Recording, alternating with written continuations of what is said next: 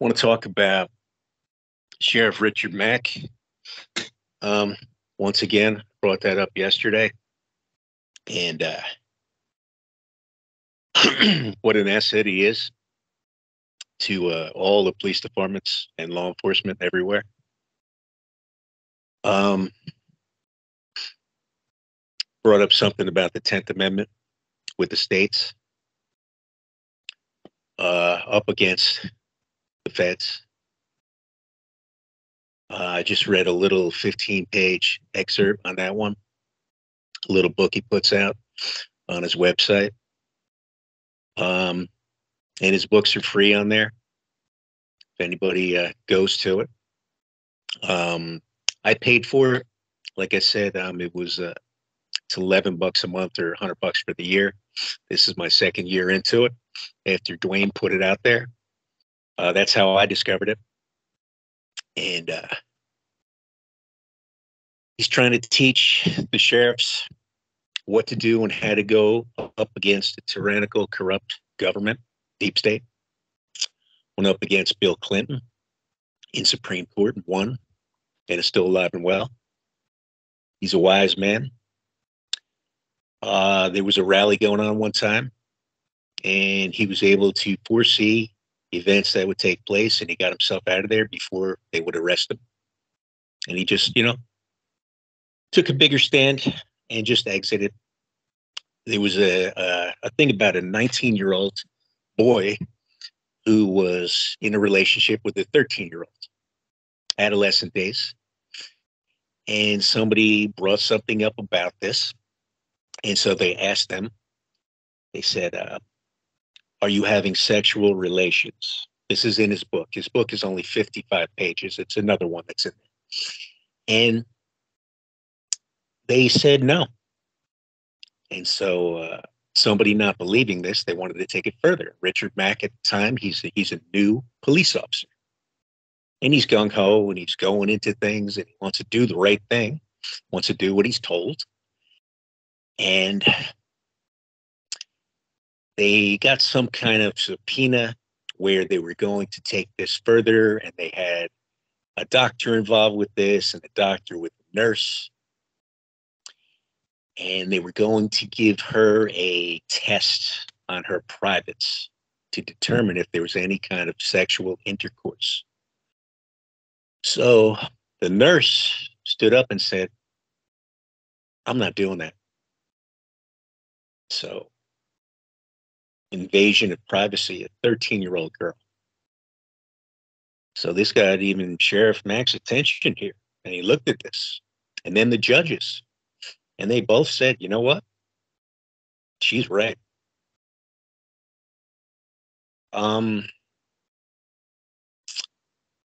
Pretty darn awesome to hear wise words like that, for things like that to get out to the general public and people, to hear that, for people to reiterate things like that. Because I know that people don't understand it, and you have to repeat yourself over and over for people to understand it. Once you get something like that, you see it for sure. He brings up about the Nuremberg trials back in World War II with the Nazis, about the order following and about bringing those officers, the police, the Nazis back then, into court and going through trials for their order following. And you can tell by reading his book that he's got a stinging effect about this, how people should act just because you follow orders. George Orwell put out 1984, which Richard Lighthouse today for sure puts out, the Targeted Individual Program. That has been going on since I was in high school, 1984, at least. And they're breaking the 4th and 8th Amendment religiously, meaning whenever they want, every day and night. You have an office somewhere, your place is abandoned, you have a lock on it, who cares? They work with engineers, electricians, carpenters, anybody. Go right in there, spruce up your security system, edit it. No big deal. everyday life, routine. So when you're just following orders today, you got to look at who the president of the United States is. And that's an example right here. There's an arrest put out for Donald Trump. Maybe it happened, maybe it didn't. But Donald Trump, I was reading that stated this, they're going to come and arrest me. I didn't see that come out of his mouth. Somebody put it there. But I took it as something as a possibility. So here it goes again. There's a new presidential debate thing going on. I appreciated what was just said about Richard Nixon, because I was reading a book by Henry Kissinger, and he listed all the people that he looked up to as wise people in politics. Richard Nixon was one of them. It's part of life, and obviously that people look at things and they admire, but in cause and effect creation, what happens and the ramifications for making moves and being leaders, political people on the spotlight out there. Taking it further, today's 3/22/1832, the year it started. What I've read, Skull and Bones, The Secret Society, a guy named Henry Lee Stimson looks to be the guy that was the main stage behind the scenes, calling the shots, navigating, even with the general, with Harry Truman. I'm still early stages about reading about this, but this guy, Henry Lee Stimson, was a big deal with these guys. And George H.W. Bush definitely wanted to emulate this man. President in 1988. That's no longer here. Deceased. George Bush Sr. Daddy Prescott Bush. Germany ties. So I got this court date that's been going on since November 1st. I got mind control walking outside my door. I took a ride. All the towers around the area. I made a nice map of it, took all the pictures, cut them out, made a nice big poster board map, and I put it out for my attorney, John Menzel. Anyhow, I wound up going to a VFW with some veterans, hanging out with a bunch of vets, volunteer bartender right there. I brought some beers my own, got mind control to go right into the liquor store, and they spruced up the beers that I had like nobody's business. Routine. Piece of cake. Got somebody behind there. Here comes Chris. He's coming in. He's going to buy exactly this. What we got going on in his mind, etc. Mind control by technology. Piece of cake. Routine. Go in there. I don't go in and drink. They're infiltrated, you know. So I picture myself on a daily basis, and it's my choosing. The boys are always here with me. That I'm a guy on a phone talking, and I'm on a battlefield. And there's shit going on left and right everywhere around me every day. And it's my choosing. That's where I'm at. I got all my friends, people that I know everywhere around this area. So that's what I do. It's my choosing. I choose to put my head down and go head first into things. You get attention, you get people involved, to hopefully get people to the point where they understand things further and understand why people do things. When you are unacknowledging somebody, when you are disrespectful, when you don't make amends, when you don't confess, when you do not surrender, when you don't apologize. Well, creative tactics. August 1st, 2019, premeditated. And when I woke up this day, I knew it was the day. I woke up and I said, okay, I got to man up. I got to do this. I got to get attention here. Beautiful, gorgeous, sunny. Jersey Shore beach. I'm a couple miles right down the street to the beach. Cars everywhere. There's traffic right out here. Living in an apartment complex.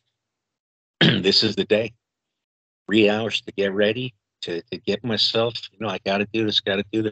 Stripped naked, pair of sneakers on, walked right outside my door, right out everywhere, cameras flashing, knowing there's surveillance everywhere, knowing behind the scenes that I horrified people.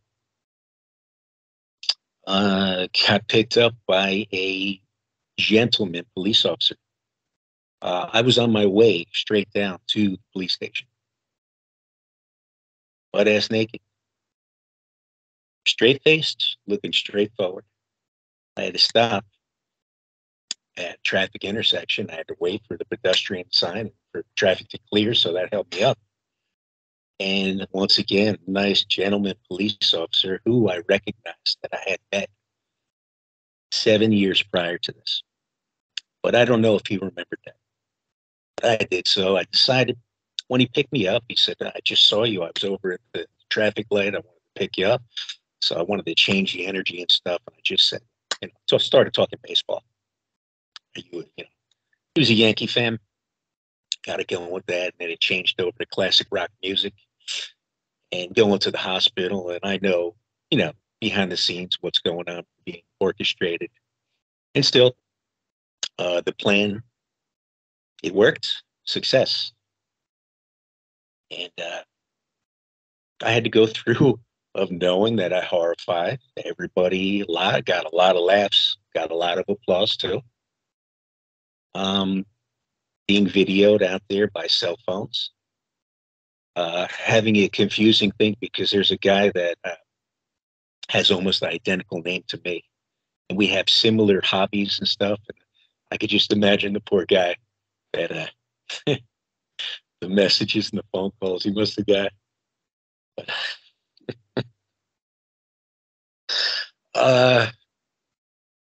So it's getting close to 900 days from the November 1st, 2020 pullover right down the road right here, where all the towers were hammering me with advanced technologies to the point of a blackout coming down Manilokin Road. I got a DVD that they gave me that I have tried to watch, but I have not succeeded with that. I tried a bunch of different times.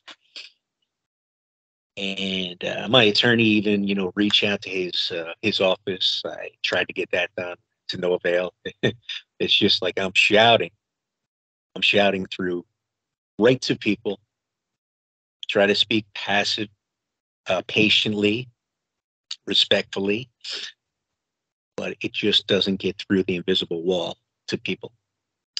I take it fluoride's got a whole lot to do with it. Fluoride blocking iodine absorption and melatonin from even being produced in the human body, fluoride. So they used that also back in World War II days, the Holocaust, to put everybody into a trance state so the police would follow orders and bring people to the incinerators and ovens. And this is going on here too in a different style. America went over there and supposedly helped out. I don't know what percentage of that. And then they took their scientists, doctors, teachers, people in law enforcement, politics, and brought them over to the United States and Antarctica and said, let's recreate this over here, which has been going on. Silent weapons for quiet wars. If you read 1984 with George Orwell, and all the way near the end, it's got the guy talking over a speaker to the guy that's sitting there in a room, and he's laughing, and he's saying, you think Adolf Hitler did something good? Oh, much better today. So it's a little bit sinister. I remember Pierce, he was talking about, he threw out something on Facebook about Brave New World. He said, you ought to read that one. I haven't read that one yet, but I'm looking forward to it.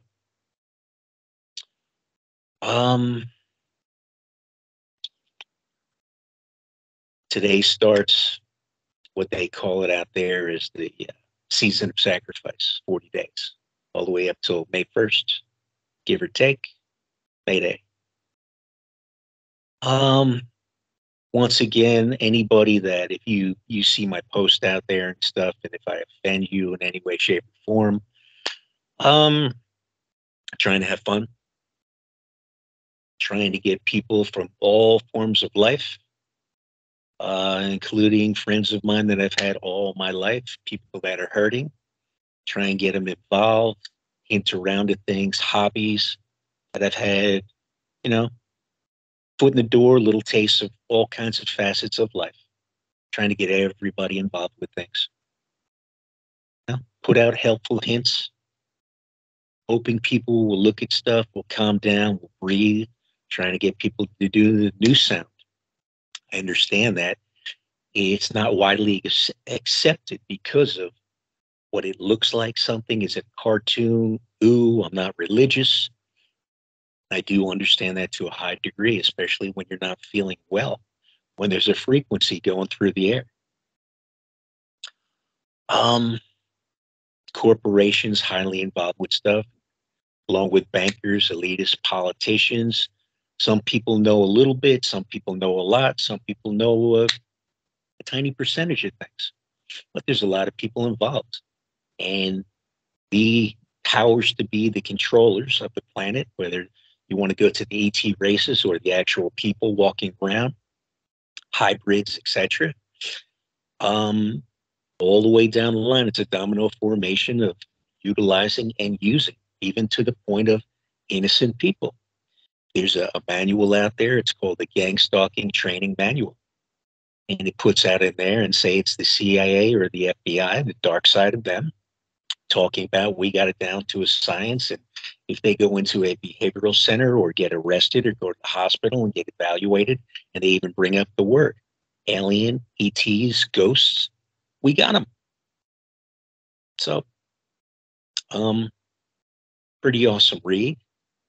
Usually takes to read the Gang Stalking Training Manual about, you can read it in a half hour, depending on what your speed is. But pleasantly, if somebody's an avid reader, for sure, you're going to do it in 25 minutes. You may want to go back to it. The Targeted Individual Program, TI program, I brought information down to Manasquan Police Department. My uncle had been a police officer there back in the 70s, 80s. I brought information. It was very hard. I was going through a war zone to get to these people. I was being followed everywhere I went, into a cafe. I mean, they were shielding me, trying to prevent me from getting to this. And I met 3 stellar police officers. We had to sit down in there. And this is in the early stages of 2021. I brought them information. We sat down. We got involved with talking about health and music and stuff. One guy in there, they're right along the beach, right down the road also. And so there's a vibration about the area there. And I met 3 really awesome guys. They had already called down there and stuff and got the social worker, you know, in the game to get down there. I had mentioned that I had been poisoned, but when people hear being poisoned, they think, you know, maybe vomiting, blood, etc. You know, Illuminati involved with this. So they got people programmed and stuff to do things. So even the officers, they got a bit passive. They were sitting back. They had a concern and stuff. We want to help you out. And so I just surrendered to this. And I said, you know what, guys, this ain't for me. I said, I'm doing this for you. So I go down. I'm a veteran of this kind of thing, where most people would be dead. And for myself, when I ingest poison, whether it's cyanide, arsenic, strychnine, witch hazel, cryptosporidium, some kind of bacterial infection stuff, it's been a longevity of life for this. It never feels good, but you do get tougher in time. I would never want to see anybody go through this at all. You get hard. You get irritated. You become at times fearless.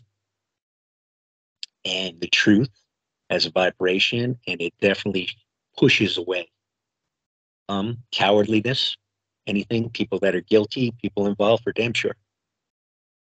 Tapping into your water heater, to the lines, to your sink, to your bathtub.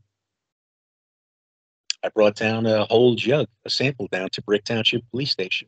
I wrote on everything. I sat down with an awesome police officer right there. I knew I was being recorded, so I spoke vocally about everything, took a picture of the stuff. They never got back to me. I sent a letter out to the chief of police of Bricktown, James Riccio. I heard he's being replaced right now or retiring, etc., moving on. Maybe he's in a rehab. Maybe he's incarcerated. There's a big investigation going on here along the Jersey Shore. I live in Ocean County, New Jersey. Brick is the name of the town. I grew up in the town of Point Pleasant. So I'm trying to assist and I'm trying to put out information a whole lot further. I know the integrity side of the United States government and the military are involved with this, watching this with a fine-tooth comb. And so I'm trying to assist in a different kind of style than elongated trials in courts and wasting time and money with attorneys and prosecutors. I sent out a letter to the prosecutor a long time ago, January of 2021. I sent out 2 of them, no reply.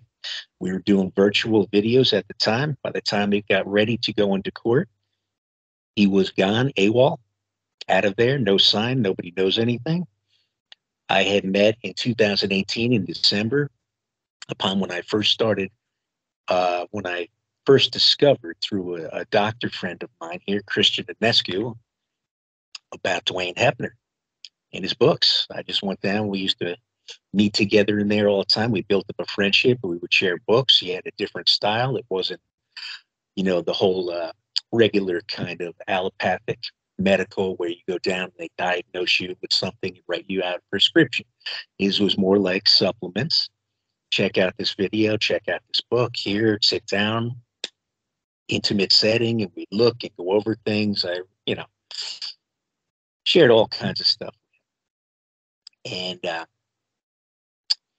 he's right across the street from the Freemason Lodge where he's located, which the hospital is right there too. And they have a whole bunch of cars parked behind their place where people park their cars there and then they walk across the street to the hospital.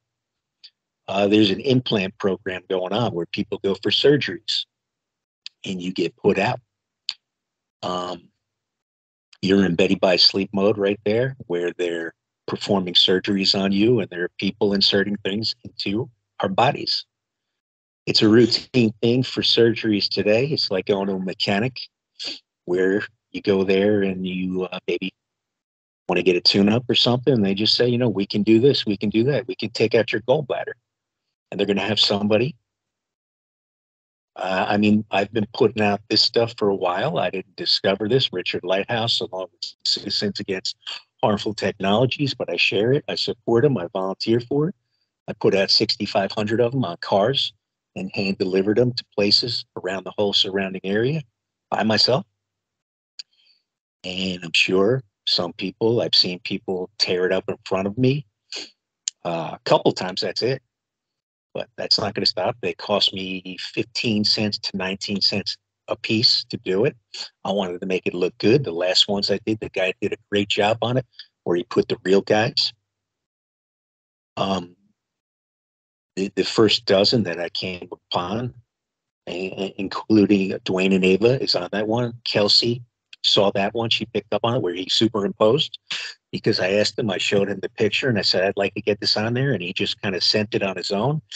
He's a real guy just going with the rhythm. How well he does this printing shop right here in Brick, because I went around and tried, a small handful of different ones. But this guy, his style, he's a little bit more expensive than others, but I really appreciate what he does and how he superimposed that, because I didn't expect it the way that he did it. He did a great job. Got him out there, and the last ones, like I was putting What on Earth is Happening on the flip side. Prior to that, I did Wonderful Worldwide Educators. I made the business cards, and I handed out about 1,500 of those. And I went out and I delivered those to police stations. I put them in an envelope. I would write a message to them, and I would put like 5 or 6 in all the different police stations around. There was a few that I did not get to. Bricktown was one. They did not get one. Tom's River North, They did not get one either. And they're right here, those two towns. But once again, they did not get one. So there's a corruption at a high level. I have lived in both these towns right there, Toms River and Brick. Brick, I've been back to living here again 5 times. I keep coming back again to Brick, where I am. My friend, Kathy Morris, her dad was found November 22nd, 1985, in their home. Alleged suicide, shotgun. I reported this. I gave it to Internal Affairs in Bricktown. I got back a schmooze letter, you know, little thing. Got a picture of it, got a copy of it. It's on my phone. Just signed off, James Riccio. It's, yeah. Just a schmooze letter. Little couple sentences, signed off on it. So I understand that's hardcore stuff to bring to a police station. Very aware of that. But even what Val was saying yesterday about Jeremy and going in and asking questions, out of the box stuff, taking a risk. Well, people that do these methods, that's a risk-taking thing, and that's also a game changer that gets attention, because as much as things are hurtful in life, when they hurt, these are things that change the world when people do things like this.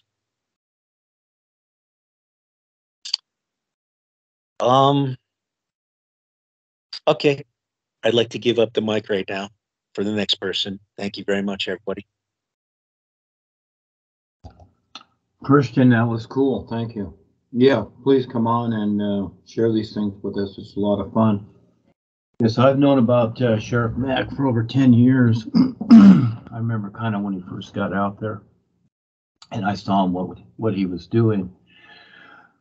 And he was just, I kind of forget now, but then later on he started to organize and what he did. And Val and I joined too a couple of years ago. And I wrote probably 5 or 6 new groups on Facebook about Sheriff Mack and implementing, what he's doing with what we're doing. Tried to contact him, and Val started a Zoom group too with a lady that was one of the members of his posse. She's really cool. She's in another state. I talked with her a lot. She's a sweetheart, and some other people, etc. And yeah, it's something really good. I really like Sheriff Mack. He's kind of like a dad. He's just really cool. And he took on the courage to step up. Yeah, it's really neat, these people that do. Yeah, it is. And we tried to get a hold of him in different ways. I was hoping that maybe some of the Facebook groups would touch them. They'd contact whatever, but they never did. But they're very heavily into the religious thing, etc. We've watched some of their stuff, and yeah, but it's a good thing. Yeah, it's actually people having their experience, etc. So it's all cool. Yeah, and so no, really appreciate your experiences. It's really, really good. It's down to earth. Done the same thing since Paul's day. Did all that. Was out there 30 years doing lectures, whatever. Yeah, this is over 50 years now, and I used to do all kinds of stuff. Even put egg and car bumper stickers on police cars. I was out there doing all kinds of funny stuff in the public, and then teaching also at colleges and libraries, community centers, wherever I could get places to do it. Did it for a lot of years. Yeah. So no, it's cool. It's fun just to do these things and bring it around and give people an option more than, what Sheriff Mack is doing good, but it just recycles, into itself. Everything in creation implodes itself. And so people need that option that there is something else that they can be aware of. That's very, very important. So, you know, just like David Icke out there telling everybody about the reptilians and that, well, that's fine, but they don't really have any protection. They actually, as they become aware, the reptilians know that too, and they actually become more tap line, just like the initiations in Eckankar, whatever. You become more tap line. It's not about the spiritual idea. It's about what's really taking place and what you're connected to. So, yeah, it has its points, but then again, it only goes so far. And so give these people a chance, but I don't stay on the bandwagon with it, but I'll use it as a reference once in a while because there's only one true reality, and that will work with everyone.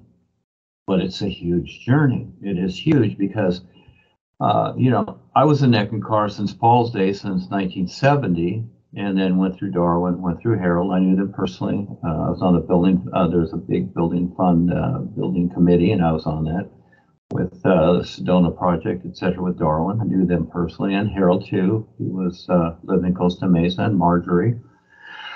Went through the whole thing, and it was fine. Those days were those days, but now this is what life is. When I was shown what to present as 2001 came nearer and nearer, the boys set it up, you know, just before 9/11 that I was taking a lot of power. And so things got interesting, didn't they, at that particular time? And most people didn't know what was going on. It took a while for a lot of people to figure things out. And so going through my own transitions, eventually recognizing what is really taking place more so than the old ideas. And so I didn't want to follow the same pattern that Darwin and Harold had done. I learned what not to do. And so, yes, here we are today, and it's recognition. And this is a big step for people. They have a lot of experiences. That's good. But it's the recognition of what's real. That's huge. To really be able to perceive that. And that's why so many people come and go. For the most part, they come, they take the information, they take the knowledge, and then they just figure, well, I got it. Because they're so used to being literalized and you know, working in their minds with ideas. You know, it's like the God idea. People believe in God, and they use the idea of belief attached to that idea, thinking that, oh, this is what it is. Well, those are just ideas.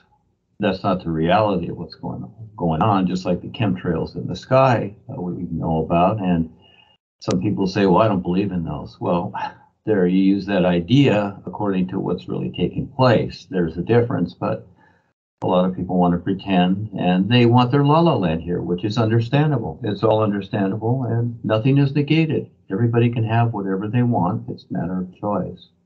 You're out there doing all kinds of funny things, so I'm sure the neighborhood knows you, and yeah, just like what we've been doing, Ava and I have been on Facebook for 10 years. This is going into our 10th year, so we've produced a lot out there in the world, and it's all over. Books are everywhere, through everything, and people have the opportunity to, you know, connect with the NUUU and start their own journey, etc. So, no, it's much appreciated you stepping up and taking part. And actually, I'm sure, did you do an interview yet with Kelsey? You should do some interviews with her and talk about these certain things. It's cool. Yeah. Yes, we did one, and anytime I'm available. Well, I like to do things too, and so when I do it, because I'm always talking, these things are recorded, and it's been for years, so we kind of do skits. We've done them in the past, where we kind of make it fun. And at the same time, it kind of looks like a Saturday Night Live performance, but at the same time, we're giving them the information that's available for people, but kind of in a fun way. So I like to giggle and laugh a lot. So that's one of the things we did last night. We did this multi-dimensional interview, and I chose Richard Nicholson, etc. And Val, of course, for years he's been the visitor, and we just have fun with that and put it out there, and you know, some people will pick it up, they whatever. So everybody gets it in their own little way. So just doing something while we're here. But again, yes, thank you for showing up. Yeah, thank you so much. Yes.